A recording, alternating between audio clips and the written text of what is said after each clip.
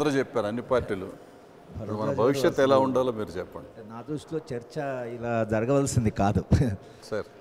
ఎందుకంటే అన్ని రాజకీయ పార్టీలు తమ తమ రాజకీయాలని ఓటర్లకు చెప్తున్నట్టుగా ఉంది, కానీ దేశ ప్రజలు దేశ భవిష్యత్తు గురించి చర్చ జరిగినట్లుగా మీరు చెప్తారని వాళ్ళు ఎలాగో చెప్పరు. వాళ్ళ పార్టీల గురించి వాళ్ళ పార్టీ రాజకీయాలు వాళ్ళు చెప్పారు, వాళ్ళ బాధ్యత అది కాబట్టి వాళ్ళు చెప్పారు. కానీ మనం పెట్టిన టైటిల్ ఏమిటంటే డ్రీమ్ మర్చెంట్స్.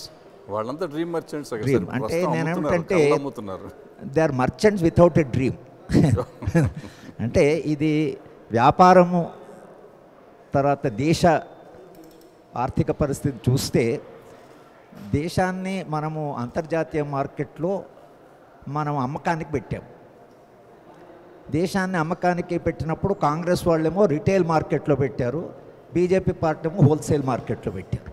వాళ్ళన్నీ రిస్ట్రిక్షన్ తీసేసి రమ్మంటున్నారు విదేశ పెట్టుబడిని.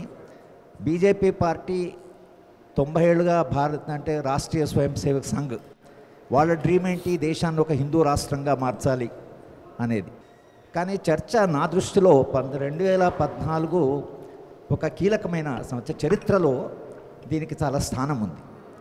ఒకటేమో తెలుగు ప్రజల వరకు రాష్ట్ర విభజన జరిగింది కాబట్టి 100 కానీ 500 ఏళ్ల తర్వాత కానీ చరిత్ర చదువుకునేవాడు 2014 గురించి మాట్లాడుతూ ఉంటారు. ఒక రాష్ట్రం విభజించిపోయింది. తెలుగు ప్రజల చరిత్రలో 2014 ఎట్లయితే 1956 మన ఇంతకాలంగా తెలుగు ప్రజల ఒక విశాల ఆంధ్ర అనేటువంటి భావం నుంచి మళ్ళీ తెలుగు ప్రజలు విడిపోయారు, అది చరిత్రలో ఉండిపోతుంది. 2014 రాష్ట్రీయ స్వయం సేవక్ సంఘ్ వాళ్ళు ఏదైతే 90 ఏళ్ళుగా వాళ్ళు ఈ దేశాన్ని హిందూ రాష్ట్రంగా చేయాలన్నారో వాళ్ళు దాదాపు కొంత కాకున్నా కొంత ఆ వాళ్ళ స్వప్నం వాళ్ళు దానికి దగ్గరకు వచ్చారు. కానీ నేను రాజకీయాన్ని అలా చూడడం లేదు. కానీ మొత్తం రాజకీయాల్లో ప్రజల సమస్యలు కింది నుండి ఎంతైతే పెరుగుతొచ్చాయో సమాజంలో అన్రెస్ట్ చాలా పెరిగింది, క్రైమ్ పెరిగింది, తర్వాత నిజానికి ఉద్యమాలు పెరిగాయి, ఓ సాయుధ పోరాటం కూడా జరుగుతున్నది. అది కూడా ఒక పోరాటంగా జరుగుతున్నది, అది ఒక 40 ఏళ్ళుగా జరుగుతున్నది. అది మనం అంగీకరించినా అంగీకరించకున్నా ప్రపంచ బ్యాంకు సామ్రాజ్యవాదం యొక్క స్వప్నాన్ని కొంటున్నటువంటి మర్చెంట్సే. కానీ వీళ్ళు మాకంటూ ఓ డ్రీమ్ ఉంది, మా దేశాన్ని ఇలా తయారు చేస్తాం అనేటువంటి లేకపోవడం వల్ల పెద్దగా ఒక అంటే గుణాత్మకంగా పార్టీలో సైద్ధాంతిక పరంగా తేడాలు లేవు, కానీ రాజకీయ అధికారం వాటాలో తేడాలు ఉన్నాయి. దానికి ఒకరొకరు ఒక్కొక్క పద్ధతి ఉపయోగిస్తున్నారు. బీజేపీ మతాన్ని ఉపయోగించుండొచ్చు, చంద్రశేఖరరావు గారు తెలంగాణ ప్రజలకు ఆకాంక్షను కావచ్చు, చంద్రబాబు నాయుడు గారికి అనుకోకుండా అధికారం వచ్చింది కాబట్టి ఆయన స్వప్నం అంతా ఒక సింగపూర్ను కట్టాలని కావచ్చు. ఈ ఏ స్వప్నమైనా కూడా ఇది సాధారణమైన కష్టపడుతున్నటువంటి శ్రమ చేస్తున్నటువంటి ప్రజల స్వప్నం కాదు అనేటువంటిది నా అవగాహన అండి. కనుక దాని విషయంలో 2014 మాత్రం తప్పకుండా చరిత్రలో ఒక దాని రికార్డెడ్గా ఇది తప్పకుండా మళ్ళీ భవిష్యత్తులో చదువుకునేటువంటి సంవత్సరమే. దీనికి ఒక విశిష్టమైనటువంటి స్థానము తప్పకుండా చరిత్రలో ఉంటుంది అనేది మాత్రం ఈ సందర్భంలో చెబుతూ ఈ చర్చ జరిపినందుకు తర్వాత మాకు ఆలస్యమైంది. కానీ చర్చ అంటే ఇలా కాకుండా ఇంకా కాస్త ఈ డ్రీమ్ మర్చెంట్స్ అనే మీరు దీన్ని ఫోకస్ చేసి మీ డ్రీమ్ ఏమిటి అని అన్ని పార్టీలను అడిగి ఇది మర్చెంట్స్ అంటున్నారు, మీరు ఈ మర్చెంట్ కాకుండా నిజంగా మేము రాజకీయ పార్టీలము అని ఆ పద్ధతి మీద ఒకవేళ మాట్లాడితే చర్చ మరింత ప్రయోజనకరంగా ఉండేది. ఈ 99% టీవీ ఛానల్ చూస్తున్న ప్రేక్షకులందరికీ నూతన సంవత్సర శుభాకాంక్షలు. పోతే డ్రీమ్ మర్చెంట్స్ 2014 అని చెప్పి ఇక్కడ బ్యాక్డ్రాప్ కనపడుతుంది. అది 2015లోకి వెళ్ళిపోతుందేమో అని చెప్పి అనుకునే లోపల పర్వాలేదు, మీరు 2014లోనే మాకు అవకాశం వచ్చింది. ఒక్కటి చెప్పాలండి, తెలుగు సంవత్సరాలకి 60 పేర్లు ఉన్నాయి, ప్రభవ విభవ ఇలా. 2014కి ఆశల సంవత్సరం అని పేరు పెట్టుకోవచ్చు మనం. 2015కి కళల సంవత్సరం అని పేరు పెట్టుకున్నా కూడా తప్పులేదు. ఎందుకంటే 2014లో ఈ రాజకీయ పార్టీలు అనేవాళ్ళు, అందుకే నేను పేర్లు పెడితే ఎందుకంటే ప్రతివాడికి చివుకు ఉంటుంది. ఒక రాజకీయ పార్టీలన్నీ మీరు ఏం పెట్టినా అన్నీ అది ఒకే తానులో ముక్కలని చెప్పి నా నమ్మకం అన్నమాట. పాత వాగ్దానాలు పక్కన పెట్టేసి కొత్త వాగ్దానాలు చేసుకుంటూ పోతున్నారు. ఇది బహుశా నేను అనుకోవటం ఏంటంటే ఈ 2014 చివరిలో మనం చూస్తున్నటువంటి పరిస్థితి భయంకరమైనటువంటి రాజకీయ విష సంస్కృతి అన్నమాట ఇది. అరే మీరు ఏం చెప్పారు, మీరు 2014లో ఏం చేశారు అనేది పక్కన పెట్టేసి కొత్త ఆశలు ఏమిటండి? జనం ఇప్పటికే మీరు పెట్టిన ఆశలు నమ్మి ఆశలు నీరు కారిపోతున్నాయేమో అని చెప్పి అనుకున్న తరుణం దగ్గర పడుతుంది. ఇంకా పాపం ప్రజలు ఏంటంటే మనం ఎక్కాల్సిన బస్సు వస్తుంది, రైలు వస్తుంది అనే ఆశలతో బతికేవాళ్ళే. కాబట్టి 6 నెలల్లోనే వాళ్ళ ఆశలు నిరాశలు అయిపోయినా కూడా వాళ్ళంత నిస్పృహకు లోను కారు. కానీ క్రమంగా ఆ రోజు వస్తుంది. నేను చెప్పబోతున్నది ఒకటి, కనీసం 2014లో మీరు చెప్పాల్సినవి చెప్పారు. ఒకటి జరిగిందండి. 2014 చరిత్రలోని మిగిలిపోవడానికి కారణం ఏంటంటే నరేంద్ర మోడీ గారు ప్రధానమంత్రి కావడం కాదు, చంద్రబాబు నాయుడు గారు ముఖ్యమంత్రి కావడం కాదు, చంద్రశేఖరరావు గారు తెలంగాణ ముఖ్యమంత్రి కావడం కాదు, రాష్ట్ర విభజన. దాదాపు 60 ఏళ్ల తర్వాత జరిగినటువంటి ఒక కార్యక్రమం అన్నమాట. ఇదొక్కటే చరిత్రలో మిగిలిపోతుంది. ఈ చరిత్ర గతిని మార్చే ఒక సంఘటన 2014లో జరిగింది. దాన్ని మంచిగా ఉపయోగించుకోండి. ప్రజలు మీకు మంచిగా అధికారం ఉపజెప్పారు.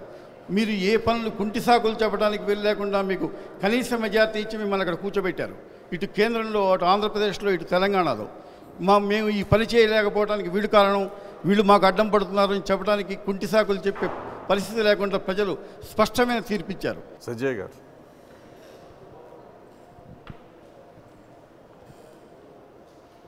అందరికీ శుభాకాంక్షలు. అంటే నిజానికి రాజకీయాలు మాట్లాడటము అనంటే నా దృష్టిలో రాజకీయ అంశాలను చర్చించటం, రాజకీయ పార్టీల వ్యక్తుల గురించి చర్చించటం కాదు. వ్యక్తులు కేవలం ప్రతినిధులు మాత్రమే. అది మారినప్పుడు ఒక మేరకు రాజకీయాల్లో ఒక సగౌరవమైన స్థానం వస్తుందని అనిపిస్తుంది. రాజకీయాల గురించి ప్రజలకు కూడా ఒక గౌరవం వస్తుందని తెలుస్తుంది. దురదృష్టవశాత్తు అంటే 99 చర్చలో పాల్గొన్నటువంటి రాజకీయ పార్టీల ప్రతినిధులు ఎవ్వరూ కూడా రాజకీయ విధానాల గురించి మాట్లాడలేదు. రాజకీయాలలో ఉండేటటువంటి ఏ వ్యక్తులైతే ఉంటారో ఆ వ్యక్తులని ప్రమోట్ చేసేటటువంటి ఒక ప్రక్రియ తీసుకున్నారో అది దురదృష్టకరం. నిజానికి 2 రాష్ట్రాల పరిస్థితికి వచ్చినప్పుడు 2014 శ్రీనివాసరావు గారు చెప్పినట్టు ఒక చారిత్రకమైనటువంటి సంవత్సరం. రాష్ట్ర విభజన అనేటటువంటిది కేవలం ఒక కేసీఆర్ గారి వల్ల జరగలేదు. అది ఒక 60 సంవత్సరాల ఆకాంక్ష, 60 సంవత్సరాల ప్రజల ఆకాంక్ష ఒక ప్రజాస్వామ్య ఉద్యమంగా రూపుదీసుకున్న తర్వాత రాజకీయ పార్టీలు వాటిని ఓన్ చేసుకునే తప్పించి రాజకీయ పార్టీలు తమంతటకు తాముగా ఈ ఉద్యమాన్ని తీసుకొచ్చినవి కాదు. ఈరోజు దేశం దగ్గర నుంచి మొదలు పెడదాం, జాతీయ స్థాయి రాజకీయాల దగ్గర నుంచి మొదలు పెడితే గనక అంటే హరగోపాల్ గారు చెప్పినట్లు ఆర్థిక విధానాలు ఏవి మారలేదు, కొత్త రకమైనటువంటి ఆర్థిక విధానాలు మారలేదు. పూర్తి స్థాయిలో భారతదేశాన్ని తీసుకెళ్ళి ప్రపంచం కాళ్ళ ముందు, ప్రపంచ బ్యాంకు కాళ్ళ కింద పెట్టారు. కాళ్ళ ముందు కూడా కాదు, కాళ్ళ కింద పెట్టారు. అంటే ఇంతకుముందు పెట్టిన దానికి కొనసాగింపుగా ఇంకొంచెం బలంగా పెట్టారు తప్పించి ఏ రకమైనటువంటి దాన్ని పెట్టలేదు. రెండోది ఆర్థికపరమైనటువంటి విషయాల్లో నుంచి చూస్తే భావజాల పరంగా చూస్తే కనుక భారతదేశ స్వతంత్ర సంగ్రామంలో కానీ ఆ తర్వాత జరిగినటువంటి ఉద్యమాలలో కానీ స్త్రీల స్థానము, స్త్రీల రాజకీయ హక్కు అనేటటువంటిది చాలా స్పష్టంగా పాత్ర అనేటటువంటిది నిర్వచించబడింది. తెలంగాణ సాయుధ పోరాటం దగ్గర నుంచి కూడా చూస్తే స్త్రీలు ప్రశ్నిస్తున్నారు మా స్థానం ఏంటి అనేటటువంటిది. కానీ ఈరోజు స్థానం ఏమవుతుంది? ఉద్యమాల ద్వారా వచ్చినటువంటి స్థానం ఏమవుతుంది? స్త్రీలు ఒక స్వతంత్ర ఉద్యమాన్ని తీసుకొచ్చి 70ల తర్వాత చరిత్రను మార్చారు మొత్తం అంతా కూడా. ఈరోజు రాజకీయాలలో 33% రిజర్వేషన్, కనీసం 33% వచ్చింది అని అంటే, అవకాశాల్లో వచ్చింది అని అంటే రాజకీయాలు ఉత్తపుణ్యానికి ఇచ్చినటువంటివి కాదు, స్త్రీల మీద గౌరవంతోనో స్త్రీలని పైకి తీసుకురావాలోనో అనేటటువంటి ఆలోచనతో ఇచ్చినవి కాదు. స్త్రీలు సాధించుకున్నటువంటి విషయాలు, పోరాటాల్లోకి వచ్చి సాధించుకున్నటువంటి విషయాలు ఇవి. ఎందుకనంటే స్త్రీలు రాజకీయ నిర్ణయాధికారాల్లోకి పనికిరారు. కేవలం ఈ మగ ప్రపంచాన్ని తిండి పెట్టి పోషించటానికి, అంటే వాళ్ళని కనటానికి, వాళ్ళని పోషించడానికి, వాళ్ళ బాధ్యతలను తీసుకోవడానికి తప్పించి సమాజానికి సంబంధించినటువంటి నిర్ణయాధికారాల్లో రావటం అనేటటువంటిది ఏ రాజకీయ పార్టీకి కూడా అంగీకారంగా లేదు. అది మనకి అన్ని చోట్ల కనిపిస్తుంది, జాతీయ స్థాయిలోనూ కనిపిస్తుంది. ఉంటారు, ఎందుకనంటే ఇప్పటివరకు జరిగినటువంటి పోరాటాల వలన వచ్చినటువంటి ఫలితాలను అందరూ అనుభవిస్తారు కాబట్టి ఉంటారు, కానీ నిర్ణయాధికారంలో ఉండరు.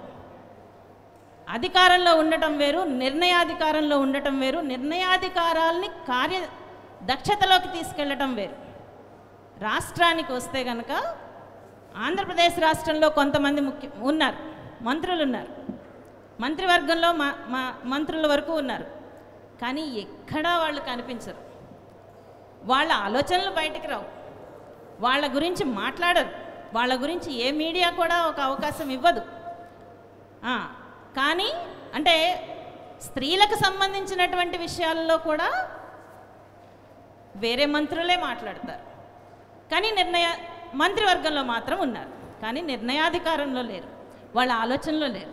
తెలంగాణ విషయానికి వస్తే కనీసపాటి ఇది కూడా లేదు, అంటే ప్రాతినిధ్యం కూడా లేదు. అంటే ప్రాతినిధ్యం లేకపోవటమే, ప్రాతినిధ్యం ఉండటమే గొప్ప అని అంటే కనుక ప్రాతినిధ్యం ఉండటమే గొప్ప అని నేను అంటలేదు. ప్రాతినిధ్యం ఉండాలి తప్పనిసరిగా. అది తెలంగాణలో జరిగినటువంటి పొరపాటుని ఎప్పుడు సరిదిద్దుకుంటారు అని చెప్పి తెలంగాణ ప్రజలు, తెలంగాణ స్త్రీలు ఎదురు చూస్తున్నారు. ప్రపంచంలో జరుగుతున్నటువంటి, దేశంలో జరుగుతున్నటువంటి అశుభ్రాన్ని అంతా కూడా కడిగేసే విధంగా స్వచ్ఛ భారత్ మాట్లాడాలి. మగవాళ్ళు బయట ఉచ్చలు పోయకుండా మాట్లాడాలి. దీని గురించి ఎందుకు మాట్లాడారు? ఆడవాళ్ళకి అసలు టాయిలెట్సే లేవు, ఇళ్లల్లో లేవు, బయటకు వస్తే లేవు, కానీ పని చేయడానికి ప్రతిరోజు బయటికి రావాలి. ఈరోజు రాత్రి పగలు అనకుండా ఈరోజు అనేక వర్గాల స్త్రీలు, అట్టడుగు వర్గాల స్త్రీలు, మధ్యతరగతి వర్గాలు, ఉన్నత వర్గాలు ప్రతి ఒక్కళ్ళు రోడ్డు మీదకి వస్తున్నారు. ఈరోజు దేశంలో కొన్ని లక్షల మంది మాన్యువల్ స్కావెంజర్స్ ఇప్పటికీ పనిచేస్తున్నారు.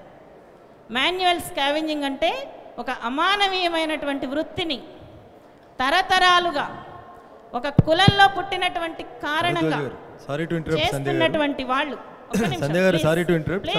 ఆగండి, ఒక్క నిమిషం అయిపోతుంది. తరతరాలుగా ఒక కులంలోనే పుట్టినటువంటి వాళ్ళు 1993లో పార్లమెంట్ చెప్పండి, ఒక్క నిమిషం. శ్రీనివాస్ గారు, స్కావెంజర్ సిస్టాన్ని 1993లో భారత పార్లమెంట్ నిషేధించింది. చట్టం వచ్చింది అనేటువంటి విషయాన్ని మాత్రమే నేను వారికి గుర్తు చేయదలుచుకున్నాను తప్పితే వారిని నేను ఇంటరప్ట్ చేయదలుచుకున్నాను. చట్టం వచ్చింది కానీ వారు పదే స్వచ్ఛ భారత్ గురించి మాట్లాడుతున్నారు, స్కూల్లో టాయిలెట్స్ గురించి మాట్లాడలేదని చెప్తా ఉన్నారు. గర్ల్స్ టాయిలెట్స్ గురించి నరేంద్ర మోడీ గారు ఆగస్టు 15 రోజు ఏం మాట్లాడారు సంజయ్ గారు గుర్తు తెచ్చుకోవాలి. వారు వ్యక్తిగత విమర్శలు వద్దంటూనే వ్యక్తిగతంగా విమర్శలు చేస్తా ఉన్నారు, అది వద్దు అని చెప్తా ఉన్నాం. మీరు మధ్యలో వచ్చి మాట్లాడటం కరెక్ట్ కాదు. ఎందుకంటే మీరు అందరూ మాట్లాడినప్పుడు మేము ఎప్పుడు కనీసంగా కూడా నేను మైక్ తీసుకోలేదు. చాలా విషయాల్లో కాంట్రడిక్షన్ ఉన్నా కానీ, అంటే ఈ విషయాలేవి విధానపరమైనటువంటి విషయాల్లోకి రావా? ఎందుకని రావు? ఆశించాం చాలా. ఉమ్మడి రాష్ట్రంలోనూ ఆశించాము, రాష్ట్ర విభజన తర్వాత ఆలోచించాము, ఇంకా ఆశిస్తున్నాం కూడా. తెలంగాణలో ఆశిస్తున్నాము, ఆంధ్రప్రదేశ్ రాష్ట్రంలో కూడా ఆశిస్తున్నాం. కానీ ఆశించేది ఏంటంటే రెండు రాష్ట్ర ప్రభుత్వాలు కూడా సామాన్యమైనటువంటి ప్రజల అవసరాలేంటి, వాళ్ళు దేని గురించి ఓట్ల గురించి మాట్లాడకుండా వాటి విధానాలని విధాన రూపంలోకి తీసుకొచ్చి కార్యాచరణలోకి ఎప్పుడు తీసుకురాగలుగుతారు? ఆ వైపుగా కనీసం 2015లో అయినా ఆలోచన చేస్తారని చెప్పి ఆశిస్తూ ముగిస్తున్నాను. Thank you madam. ఒక సామాన్యుడు అంటే ఇలాంటి చర్చలు నేను చాలా చూశాను. అంటే ఒక సామాన్యుడికి అర్థం చేసుకుంటే నాకు 3 గంటలు పట్టింది. ఒక చదువుకున్నాడిని. నిజంగా సామాన్యుల పరిస్థితి ఏమైపోతుందో తెలియదు. ఈ రాజకీయ పార్టీలు కానీ మేధావులు కానీ చెప్తున్న ఇవన్నీ విని అర్థం చేసుకుని ఈ రాష్ట్రాలని బాగు చేసుకోవాలంటే సామాన్యుడికి ఎంతకాలం పడుతుందో ఇంకా వాళ్ళు ఏం చేస్తారో తెలియదు. చూద్దాం.